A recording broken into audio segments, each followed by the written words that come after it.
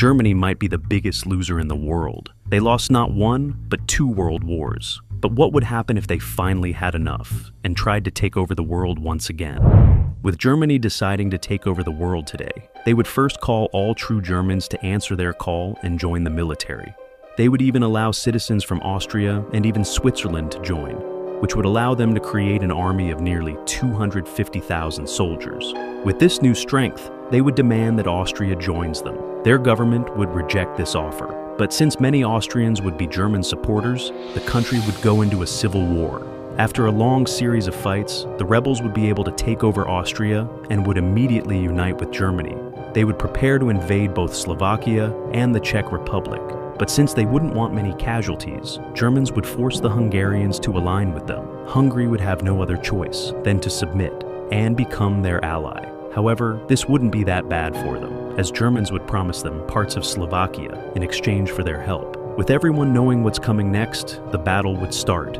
It would be pretty one-sided, as Germans would tear through, and with Hungarians helping, both countries would fall in a matter of days. Poland wouldn't like seeing this, and would start recruit more people in their already large army.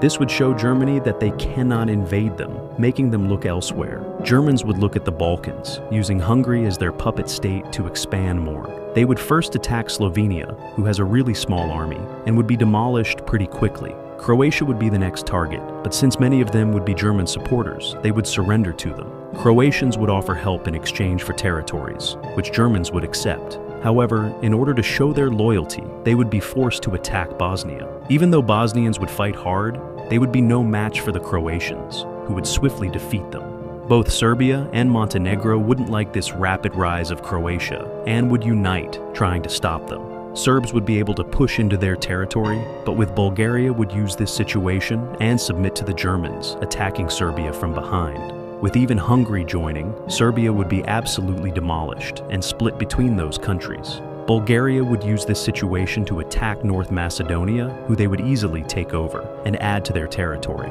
Romania would be in a huge problem since they would be surrounded by their enemies. With the Germans influencing their politics, tensions would be too high, resulting in a civil war starting. However, Hungary and Bulgaria would come in to help the rebels, as they would crush the rest of Romania, leading to the victory for the German supporters. Even though they would lose a huge chunk of their territory, they would now be a German puppet state and would be safe. Germans would think about attacking Poland now, but since their army would still be pretty large, they would wait until their allies were ready. Meanwhile, they would look at the Scandinavia and would attack Denmark first. Their army would be small compared to the Germans. They would have no chance, and would be added to German territory pretty soon. France would finally have enough, and would demand that Germans stop this right now, or else they will attack. With the French sending their army to the border to intimidate them, Germans would play it smart, promising that they won't attack nobody, and making the French army fall back. However, this would just be a trick, as only few days later, they would attack Poland.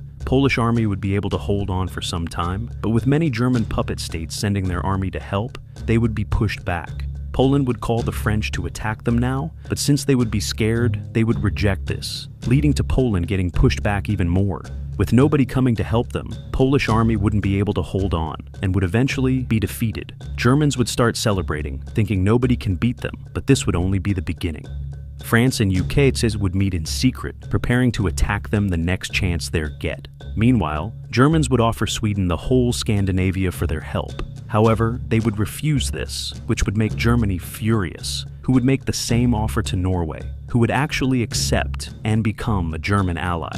They would know that France would be their biggest threat and would come forward to the Italians, promising them half of France in exchange for their help. With them accepting, Germany would call all of their puppet states, preparing to attack the French. Since they wouldn't want the Benelux countries interfering, Germans would attack them first. With the French help being late, Dutch forces wouldn't be able to hold on, and would fall first. The French and Belgian troops would be able to slow down the German advances, but would get overpowered after some time, leading to the entire Benelux falling into German hands.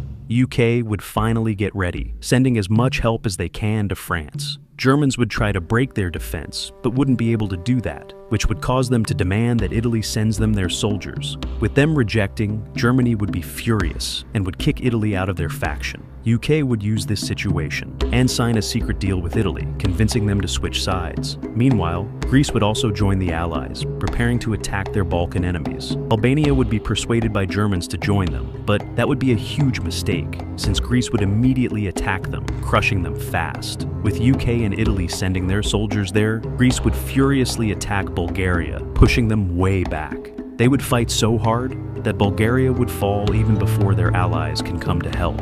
This would motivate many rebels in that territory, as the rest of Serbian and Romanian forces would join them. With the new army fighting together, they would all swarm the Romania, freeing the country very fast. Germans would be furious, especially since UK and French forces would make a counterattack, freeing the entire Benelux in a matter of days. Up in Scandinavia, both Sweden and Finland would join the Allies, attacking the Norway, who would stand no chance, and would fall pretty soon too.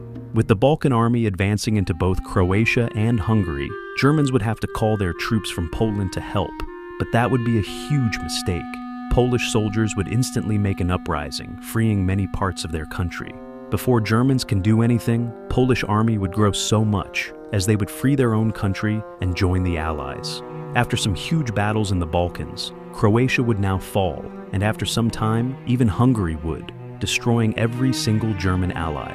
With Italy officially joining the war, it would look like everything would be over. However, Germans would have their final ace in the sleeve, as they would threaten everyone with nuclear weapons. This would really scare every country, except for Poland, who would know they are bluffing.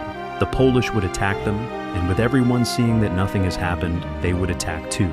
Germans would be attacked from so many sides that they wouldn't be able to do anything, leading to them being absolutely demolished. Everything country would soon return to normal, but the world would remember this, heavily reducing the territories of the Germans and reaching world peace once and for all. Or are they?